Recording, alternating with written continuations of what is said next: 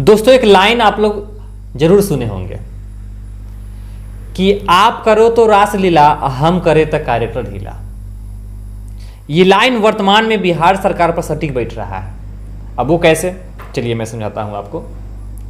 बिहार में कई सालों से शिक्षकों की बहाली चल रही है, शिक्षकों की भर्ती करने की प्रक्रिया चल रही है, जो अभी तक यानी 2 साल से भी ज्यादा हो गया, ये प्रक्रिया अभी पूर्ण नहीं हुई है।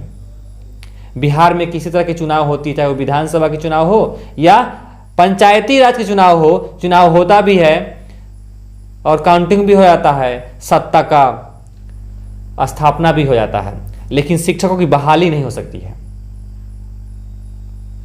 अब शिक्षकों की काउंसलिंग 2 चरण में हो चुका है, 3rd चरण की काउंसलिंग अभी बाकी है, जिसका होना है, जिसको बिहार सरकार यह कह करके टाल दिए हैं कि बिहार में पंचायती राज की चुनाव चल रही है, जिसके कारण आचार संहिता लागू है और कोई भी प्रक्रिया शिक्षकों की बहाली में नहीं हो सकती है।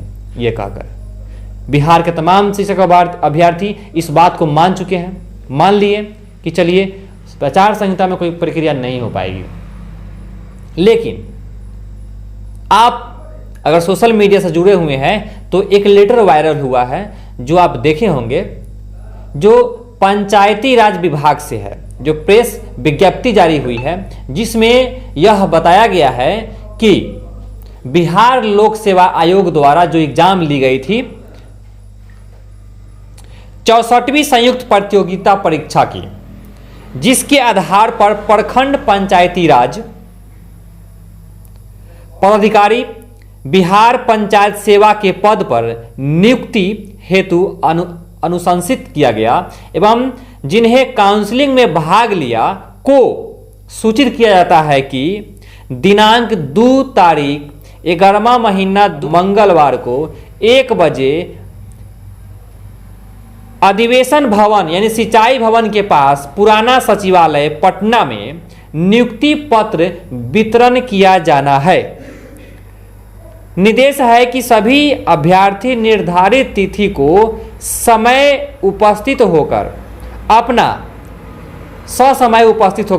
नियुक्ति पत्र अनिवार्य रूप से प्राप्त करेंगे।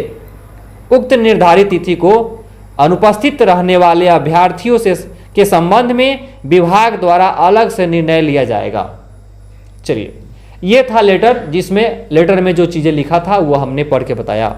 अब इस पर आपत्ति इस बात की है हमें या तमाम बिहार के शिक्षक अभ्यर्थियों की कि बिहार में जब पंचायती राज चुनाव के कारण आचार संहिता लगती है तो शिक्षा विभाग की प्रक्रियाओं में पर रोक लग जाती है। तो पंचायती राज के कारण पंचायती विभाग में किसी भी नियुक्ति प्रक्रिया या काउंसलिंग प्रक्रिया या नियोजन लेटर वितरण करने की प्रक्रिया में रोक क्यों नहीं लगती है। अब सवाल यह उठता है कि क्या आचार संहिता केवल शिक्षा विभाग में लगना है या पंचायती राज विभाग में भी लगेगा। मतलब ये कि आप अपने विभाग में आचार संहिता नहीं लागू करते हैं और दूसरे विभाग में आचार संहिता लागू कर सकते हैं। क्या ये लीगल है? क्या संविधान में यही है? अगर आचार संहिता है तो बिहार के सभी विभागों में ये आचार संहिता लागू होगी और सभी विभागों में कार्य जो है अवरुद्ध होगी पंचायती राज चुनाव के कारण। लेकिन यहाँ पे इस विज्ञप्ति को पढ़ने के बाद क्या आपको लग रहा है कि जो सरकार की जो रूल है, सरकार की नहीं कह सकते हैं, सॉरी, संविधान की जो रूल है ये पंचायती राज विभाग पे नहीं लगेगा या किसी भी चुनाव आयोग पे नहीं लगेगा, शिक्षा विभाग पे लगेगा? मतलब इस बहाने को बना करके शिक्षा विभाग या बिहार सरकार इस प्रक्रिया को लंबित करते जा रहे हैं, चाहे वो समय समय पर कोर्ट की बहाना हो या चुनाव की बहाना हो, विधानसभा चुनाव की बहाना हो, पंचायती राज चुनाव की बहाना हो, कोरोना की बहाना हो, कई सारा बहाना, जिसको हमेशा नए नए बहाने खोजते रहते हैं और बहाने की अंत नहीं होती है। अगर आप करने की मानसा है तो कोई बहाना नहीं है और नहीं करनी है तो बहुत सारी बहाना है और वही हो रहा है। अब आप ये बताएं कि इस मानसा के तहत बिहार में जो बच्चे हैं सरकारी स्कूल में जो पढ़ते हैं उसका कल्याण हो पाएगा? कैसे होगा कल्याण? कैसे सुधरेगी शिक्षा व्यवस्था बिहार के सरकारी स्कूलों की, जब योग्य शिक्षक काउंसलिंग करवाने के बाद भी घर पे इंतजार कर रहे हैं कि कब पंचायती राज चुनाव खत्म होगी और कब हमारे बिहार सरकार नियुक्ति पत्र वितरित करेंगे। लेकिन नियुक्ति पत्र वितरण करने के लिए पंचायती राज चुनाव या आचार संहिता अवरुद्ध नहीं कर सकती है, क्योंकि काउंसलिंग प्रक्रिया खत्म हो चुकी है और इनका सबसे बड़ी बात कि डॉक्यूमेंट्स जो कागजात है उसका भी वेरिफिकेशन हो चुका है। जिसको छांटना है छांटा जा चुका है और जिसको सही है वो अपलोड हो गया है जांच पड़ताल बहुत सारे प्रक्रिया के बाद। तो क्या उनको नियोजन लेटर नहीं मिलना चाहिए? अब पंचायती विभाग के अधिकारियों को नियुक्ति पत्र दिया जा सकता है, तो क्या शिक्षा विभाग में शिक्षकों की नियुक्ति पत्र नहीं दिया जा सकता है? क्या यह बात सही है? अगर आपको लगता है कि बिहार सरकार आपसे सौतेला व्यवहार कर रही है तो प्लीज आप अपने इस वीडियो के कमेंट में अपनी बहुमूल्य सुझाव जरूर दीजिए और साथ ही साथ ये राय जरूर दीजिए कि क्या नियुक्ति पत्र लेने के लिए फिर से एक महा आंदोलन की जरूरत है।